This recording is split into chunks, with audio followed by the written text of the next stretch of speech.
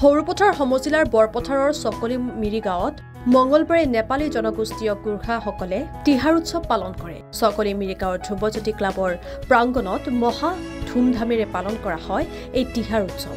দেউচী ভৈলী গাই আপোন পাহৰা হয় জনগোষ্ঠীটোৰ লোকসকলে। আয়তী আৰু যুৱতীৰ নৃত্যগীতত মুখৰিত হৈ পৰে সমগ্ৰ অঞ্চল। অনুষ্ঠানৰ আৰম্ভণিতে আয়োজক সমিতিৰ লগতে উপস্থিত ৰাইজে ধূপ বন্তি প্ৰজ্বলন কৰি ইষ্ট দেৱতাৰ আশীষ লয়। মূলতঃ কৃষিভিত্তিক কাৰণতে পালন কৰা হয় এই তিহাৰ উৎসৱ।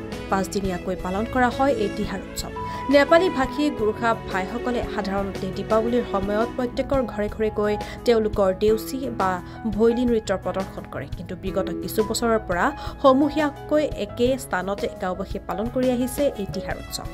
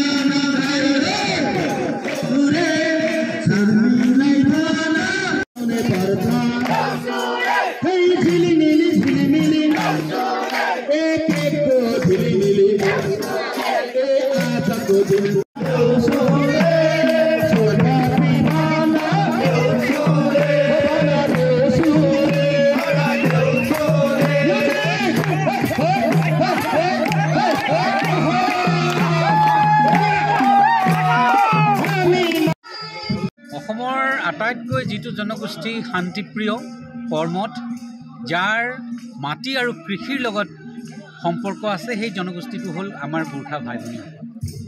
গোৰ্খা ভাই ভনীসকলৰ এটা লোক উৎসৱ হ'ল তিহাৰ।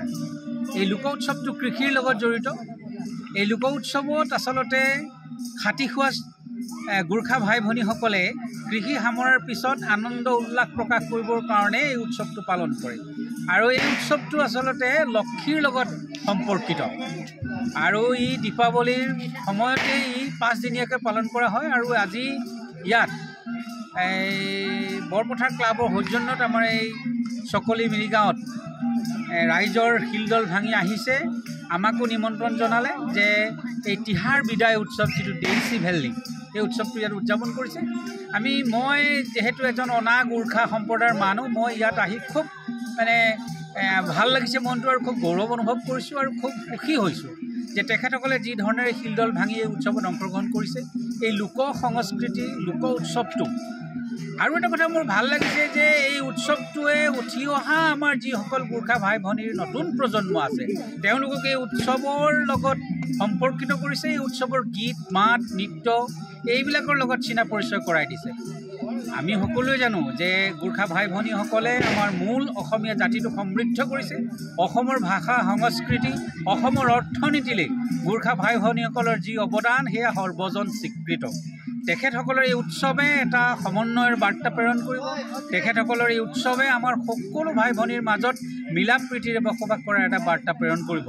মই সকলোকে এই উৎসৱৰ শুভক্ষণত মোৰ অন্তৰৰ পৰা সেৱা আৰু শ্ৰদ্ধা জনাইছোঁ, উৎসৱৰ ওলগ জনাইছোঁ। আমি সকলোৱে মিলিজুলি অসমৰ অসমীয়া জাতি জনগোষ্ঠীক আমি সমৃদ্ধিশালী কৰিব লাগিব। আমাৰ নাম হয়তো কোনোবা গোৰ্খা, কোনোবা বড়ো, কোনোবা মিচিং, কিন্তু আমি সকলো একেডাল সূতাৰে বান্ধ খাই আছোঁ, সেয়া হ'ল বৃহত্তৰ অসমীয়া জাতি। গতিকে বৃহত্তৰ অসমীয়া জাতিৰ এটা প্ৰধান অংগ হ'ল গোৰ্খা ভাই ভনীসকল। মই আজি এই গোৰ্খা ভাই ভনীসকলৰ এই লোক উৎসৱ তিহাৰ উৎসৱত উপস্থিত থাকি তিহাৰ যিটো বিদায় অনুষ্ঠান ডেইচি ভেলী তাত মই উপস্থিত থাকি খুব গৌৰৱ আৰু সুখী অনুভৱ কৰিছোঁ। লগতে তেখেতসকলৰ এই ভাই ভনীসকললৈও মই মোৰ অন্তৰৰ হৃদয়ৰ সেৱা আৰু শ্ৰদ্ধা নিবেদিছোঁ। ধন্যবাদ। সমগ্ৰ অসমবাসীক আমি সকলোৱে তিহাৰ উৎসৱৰ ওলগ জনাইছোঁ। সমগ্ৰ গোৰ্খা জনগোষ্ঠীৰ এই তিহাৰ উৎসৱ আমি 5 দিনীয়াকৈ অনুষ্ঠিত কৰোঁ, যাক আমি 5 দিনীয়া পঞ্চক বুলি কওঁ। যমৰাজ যমপঞ্চক বুলিও কয় ইয়াক। আমাৰ 5 দিনীয়া কাৰ্যসূচীৰ প্ৰথম দিন কাক তিহাৰ, কাউৰী তিহাৰ, তাৰ পিছৰ দিনটো হৈছে কুকুৰ তিহাৰ, তাৰ পিছৰ দিন হৈছে গাই তিহাৰ, তাৰপিছত গৰু আৰু ঘাই তিহাৰ। এই 5 দিনীয়া প্ৰতিদিনৰ এটা এটা নিজস্ব বৈশিষ্ট্য আছে, নিজস্ব এটা উদ্দেশ্য আছে। আমি এই তিহাৰৰ যোগেদি আমাৰ লোক সংস্কৃতিৰ এটা অংগস্বৰূপে আমিও চকলি ধ্ৰুৱজ্যোতি ক্লাব প্ৰাংগণত আমি আজি সমগ্ৰ চকলিবাসী ৰাইজে খুব ধুমধামেৰে আজি তিহাৰ বিদায় উৎসৱ ইয়াত অনুষ্ঠিত কৰিছোঁ দিনজোৰা কাৰ্যসূচীৰে। দিনৰ আগত ইয়াত স্থানীয় কণ কণ ছাত্ৰ ছাত্ৰীক বিভিন্ন কাৰ্যসূচী ৰাখি বিভিন্ন প্ৰতিযোগিতাসমূহ ৰাখি ইয়াত দিনজোৰা কাৰ্যসূচী আছিল। এতিয়া এই সন্ধিয়াৰ পৰত আমি চাকি বন্তি জ্বলাই আমাৰ পূৰ্বজসকলৰ দি যোৱা যিটো আমাৰ লোক সংস্কৃতিৰ বাহক হিচাপে আমি ইয়াত বিভিন্ন অনুষ্ঠান ৰাখিছোঁ। গতিকে গোটেই ৰাতি আজি আমি ইয়াত খুব ধুমধামেৰে আমাৰ লোক সংস্কৃতিৰ ওপৰত আমি দেউচি বুলি আমি নাচিম গাম আৰু গোটেই ৰাতিটো আমাৰ ইয়াত অনুষ্ঠান হ'ব। আমাৰ এই অনুষ্ঠানত বিভিন্নজন অতিথি আমি আমন্ত্ৰণ কৰিছিলোঁ। তেখেতলোকে বিভিন্ন আমাৰ সংস্কৃতিৰ ওপৰত বিভিন্ন দিহা পৰামৰ্শ দি আহিছে আৰু আমাৰ এটাই উদ্দেশ্য, আমাৰ যি গোৰ্খাসকলৰ লোক পৰম্পৰা যিটো লোক সংস্কৃতি, এই লোক সংস্কৃতি যাতে অহা এই উত্তৰ পুৰুষে যাতে সদায় ধৰি ৰাখে। আমাৰ যিটো গোৰ্খাৰ ঐতিহ্য যিটো পৰম্পৰা এইটো যাতে চিৰকালৰ বাবে চিৰপ্ৰবাহিত হৈ থাকে, এয়াই আমাৰ কামনা। News desk, Sarupathar plus.